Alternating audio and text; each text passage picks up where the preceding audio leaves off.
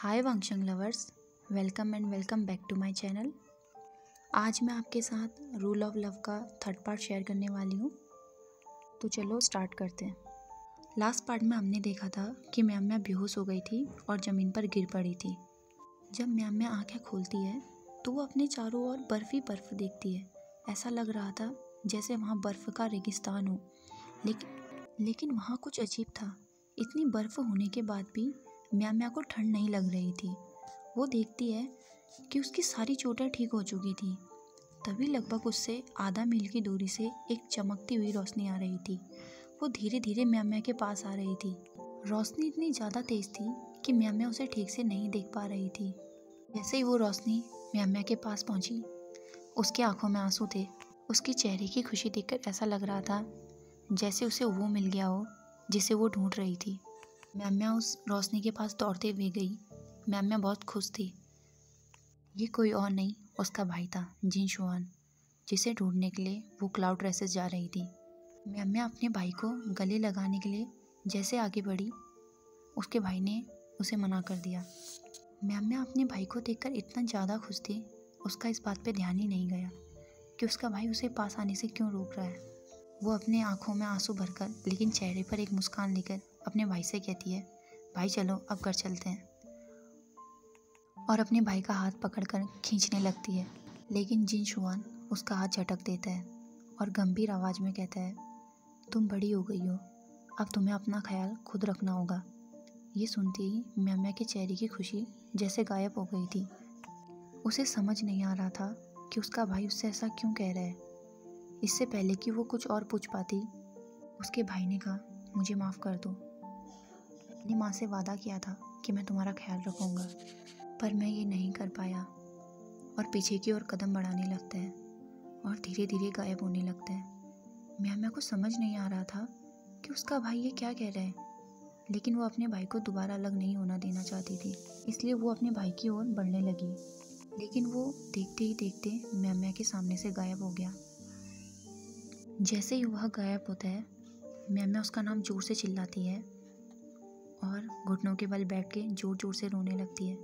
वो रोते हुए बोलती है, भाई तुम बहुत बुरे हो। तुमने तो कहा था कि हम हमेशा साथ रहेंगे।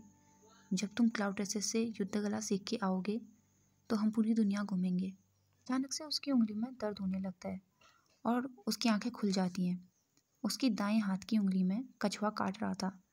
वो जोर से चिल्लाते हुए अपना हाथ झटक देती है। उसकी चिल्लाने की आवाज़ इतनी ज़्यादा तेज़ थी जिसे सुनकर विंग और राजकुमार डर के मारे उससे दूर भागने लगते हैं। लगता है कि म्याम म्याम के अंदर प्रेत घाटी का कोई प्रेत घुस गया है। म्याम म्याम उन्हें देखकर बोलती है, ऐसे क्यों भाग रही हो जैसे तुमने कोई भूत देख लिया है। तभी उनमें से एक राजकुमार डरी हुई आवाज़ में कहता है, तुम इतनी ज़ोर से चिल्लाई क्यों। म्याम म्याम कहती है, तो क्या तुम मुझे देख के डर रहे हो। तभी वो अपना हाथ दिखाते हुए कहती है, देखो तुम्हारे कछुए ने मुझे काट लिया है। और गुस्से में विंग से कहती है, अगर ये कछुआ आज के बाद मुझे दिखा तो मैं इसकी गर्दन मरोड़कर अलग कर दूंगी। तो विंग कहता है, मैं कैसे मान लूँ कि तुम्हारे अंदर कोई प्रेत नहीं है। म्याम म्याम गुस्से में उसे देखने लगती है। उसे देखकर ऐसा लग रहा था कि वो विंग को अब मार ही डालेगी। उतने में सफ़ेद पोशाक में एक आदमी म्याम म्याम की तरफ आता है।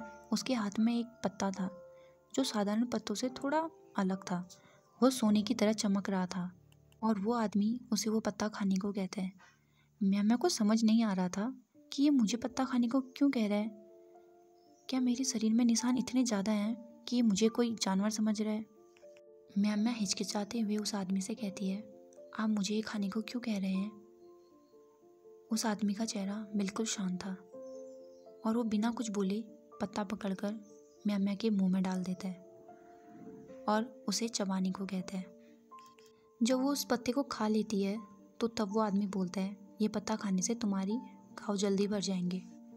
म्याम म्याम उस आदमी को देखकर सोचने लगती है, देखने में तो ये कोई युद्ध कला का मास्टर लग रहा है, पर ये आत्माओं के जंगल में कर क्या रहा है। म्याम म्याम उस आदमी को देखे जा रही थी और ये बात विंग नोटिस कर लेता है और म्याम म्याम के पास जाकर धीरे से बोलता है, क्या तुम्हें ये बूढ़ा आदमी इतना पसंद आ गया है जो तुम उसे घूरे जा रही हो। म्याम म्याम विंग की तरफ गुस्से से देखती है और कहती है, बकवास बंद करो। एक राजकुमार उन आदमी से कहता है, मास्टर आप तो युद्ध कला में बहुत माहिर हैं, आपका नाम क्या है? उस राजकुमार का सवाल सुनकर सब लोग उस आदमी की ओर देखते जा रहे थे। वो उत्सुक थे और उसको घूरने लगते हैं। जब वो आदमी सबकी ओर देखता है, सब उसे ही घूरे जा रहे थे। और वो आदमी कहता है, मेरा नाम। सबकी सांसें थम गई थी। सब उसका नाम जानना चाहते थे, क्योंकि उसने जिस तरीके से उस शैतानी पेड़ को काटा था, सब उससे बहुत ज़्यादा प्रभावित थे। सबको लग रहा था कि ये कोई महान योद्धा है, लेकिन उसका जवाब बहुत अलग था। उसका जवाब था, मेरा नाम जान के क्या करोगे? ये जवाब सुनकर सबके चेहरे काले पड़ गए, क्योंकि जिस तरीके से वो उसके जवाब का इंतज़ार कर रहे थे, उस हिसाब से ये जवाब कुछ अजीब था। अब वो आदमी उनसे आत्माओं के जंगल आने की वजह पूछता है। वो राजकुमार कहते हैं, हम गुरुकुल जा रहे हैं। और वो म्याम्या की तरफ देखता है और म्याम्या कहती है, हम भी क्लाउड रेसेस जा रहे हैं, पर रास्ता भटक गए हैं। हमें जितनी जल्दी हो सके आत्माओं के कब्रिस्तान पहुंचना है। क्या आप हमें वहाँ जाने का रास्ता बता सकते हैं? वो आदमी कहता है, तुम वहाँ जाके क्या करोगे? अगर मरना नहीं चाहते तो वापस लौट जाओ। म्याम्या कहती है, आप ऐसा क्यों कह रहे हैं? अगर हम आत्माओं के कब्रिस्तान नहीं गए तो हम गुरुकुल कैसे पहुँच पाएंगे? म्याम्या कहती है, वो इसलिए क्योंकि हम उस टाइम पर थोड़ा लापरवाह थे। लेकिन वो आदमी फिर भी जाने से मना कर रहा था। म्याम्या के बहुत ज़्यादा रिक्वेस्ट करने के बाद वो आदमी मानता है और अपने बगल में खड़े बच्चे को कहता है, आयुआन, तुम इन्हें छोड़ के आओ। तब विंग उसके पास जाता है और उसके सर में हाथ रखते हुए कहता है, तो तुम्हारा नाम आयुआन है? तुम्हारी नाम की तरह तुम भी बहुत प्यारे हो। क्या तुम मेरे दोस्त बनोगे? आयुआन खुश होकर हाँ कर देता है। फिर सब आयुआन के साथ आत्माओं के कब्रिस्तान जाने लगते हैं। लेकिन म्याम्या के मन में उस सपने के बारे में चल रहा था जो उसने बेहोशी की हालत में देखा था। विंग म्याम्या का चेहरा देखकर समझ जाता है कि म्याम्या परेशान है, इसलिए वो उसको खुश करने के लिए उसके पास जाता है। वो कहता है, अगर तुम्हें उस ओल्ड अंकल की इतनी याद आ रही थी तो तुम्हें उसे भी साथ लेके आना था। कम से कम तुम ऐसा सड़ा हुआ मुंह बना के तो नहीं आती। म्याम्या विंग से कुछ नहीं कहती, क्योंकि वो उस सपने के लिए बहुत परेशान थी। अब वो आगे बढ़ जाते हैं। 6 घंटे लगातार चलने के बाद आखिरकार वो आत्माओं के कब्रिस्तान पहुंच जाते हैं। आयुआन कब्रिस्तान के बाहर उन्हें अलविदा कहता है। विंग उसे अपने हाथ से एक ब्रेसलेट निकालकर उसके हाथ में पहना देता है। आयुआन ब्रेसलेट को देखकर बहुत खुश हो जाता है और वो विंग को गले लगाकर कहता है, बड़े भैया, आप बहुत अच्छे हैं। क्या आप मुझसे दोबारा मिलने आएंगे? विंग मुस्कुराते हुए कहता है, क्यों नहीं, पर अगली बार मैं जब आऊँगा तो मैं तुम्हारे लिए बहुत सारी मिठाइयाँ और खिलौने लेके आऊँगा। अब आयुआन बहुत खुश हो जाता है। इतने में म्याम्या कहती है, अगर तुम्हारा मिलना ख़त्म हो गया तो आगे चलें। अब वो लोग कब्रिस्तान के अंदर पहुँचे थे। वहाँ बहुत सारी कब्रें थी, लेकिन वहाँ एक अजीब सी शांति थी। तब एक राजकुमार कहता है, यहाँ तो कुछ भी नहीं है। मुझे तो लगा था यहाँ बहुत सारी आत्माएं घूम रही होंगी, पर यहाँ तो ऐसा कुछ भी नहीं है। हम गलत जगह तो नहीं आ गए? तब एक और राजकुमार कहता है, शुक्र करो यहाँ कोई आत्माएं नहीं हैं, क्योंकि अगर हम यहाँ से भागते तो सबसे पहले तुम होते। म्याम्या भी नहीं समझ पा रही थी। जैसे उसने सुना था आत्माओं का कब्रिस्तान उससे बहुत अलग था। तब एक राजकुमार एक कब्र के ऊपर खड़ा होकर कहता है, अगर यहाँ पर कोई आत्मा है तो जल्दी से हमारे सामने आ जाओ और मेरे सामने आके घुटने टेक कर खड़ी हो जाए। नहीं तो अगर मैंने उसे ढूंढ लिया तो मैं उसे पकड़कर उसके अपने कबीले में ले जाऊंगा और उससे अपने गंदे कपड़े धुलवाऊंगा। और इतना कहकर वो जोर जोर से हंसने लगता है। म्याम्या अचानक से उसे चुप होने को कहती है, क्या तुमने कुछ सुना? वो आवाज़ें बढ़ती जा रही थी। ऐसा लग रहा था कब्र के अंदर से कोई मार रहा है, जिससे कब्र हिल रही थी। जो राजकुमार कब्र के ऊपर चढ़ा था वो भी नीचे आ गया था। सब डरे हुए थे, किसी को समझ नहीं आ रहा था कि क्या करें। अब अचानक से सारी आवाज़ें आना बंद हो गई थी। कब्र भी नहीं हिल रही थी, सब नॉर्मल हो गया था। लेकिन जो राजकुमार कब्र के ऊपर चढ़ा था अब वो गायब था। उसका नाम यिंग था। सब उसका नाम जोर जोर से चिल्लाने लगते हैं। म्याम्या विंग का हाथ पकड़ लेती है। विंग कहता है, मैं कोई बच्चा नहीं हूँ, हाथ छोड़ो मेरा। पर म्याम्या कहती है, चुप रहो, यहाँ खतरा है। अब वो लोग यिंग को ढूंढने के लिए थोड़ा आगे चले जाते हैं, लेकिन पीछे से किसी के रोने की आवाज़ें आ रही थी, किसी औरत की, जिसकी आवाज़ में बहुत ज़्यादा दर्द था। सब लोग पीछे मुड़कर उस औरत के पास जाने लगते हैं। वो औरत बैठी हुई थी, उसने अपना सर अपने घुटनों में रखा था।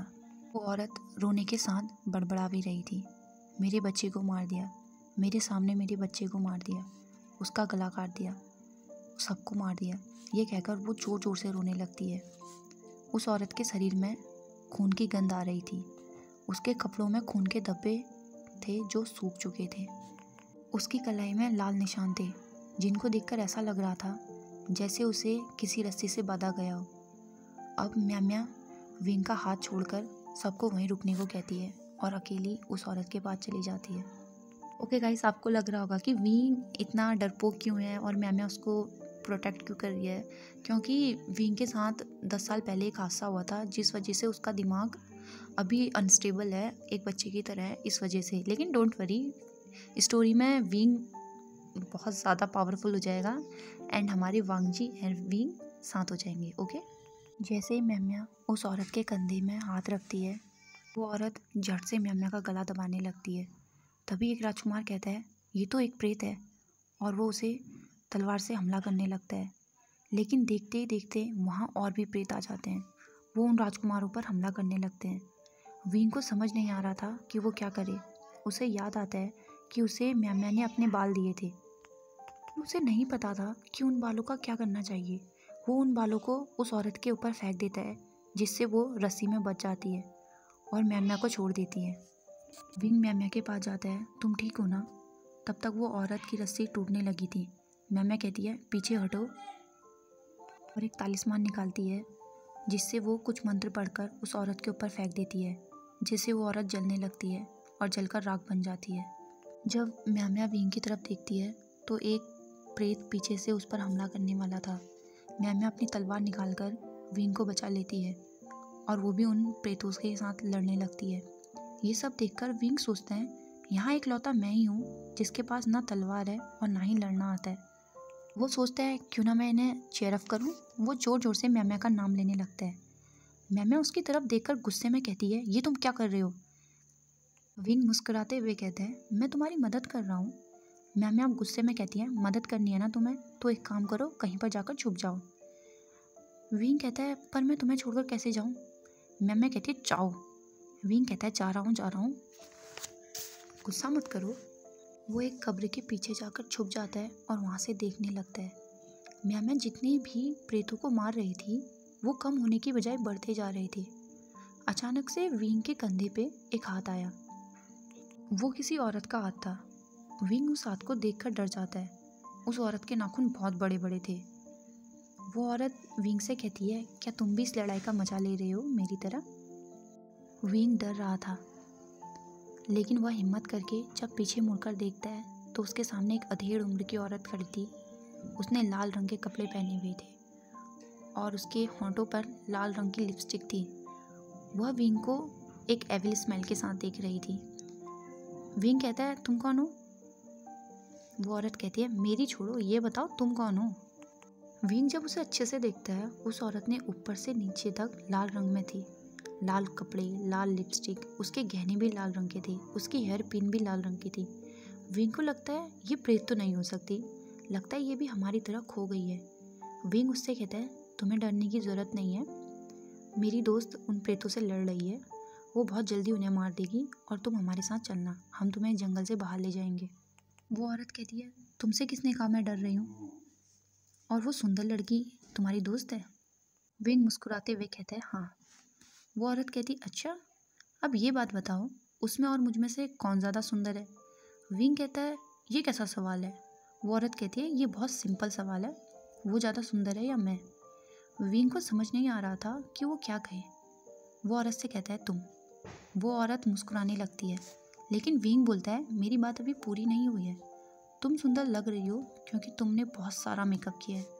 अगर मेरी दोस्त तुम्हारी तरह बन के आएगी तो वो इस दुनिया की सबसे ज़्यादा सुंदर लड़की लगेगी। ये सुनकर उस औरत के चेहरे की खुशी गुस्से में बदल जाती है और वो गुस्से में कहती है तुम्हें पता है मुझे सुंदर औरतें पसंद नहीं है, लगता है तुम्हारी दोस्तों को अब मरना होगा। ओके गाइस, आज के लिए इतना ही। आई होप आपको ये पार्ट पसंद आया होगा। तो अगर आपको पसंद आता है तो प्लीज़ लाइक करिए, सब्सक्राइब करिए एंड शेयर करिए। Okay, bye bye.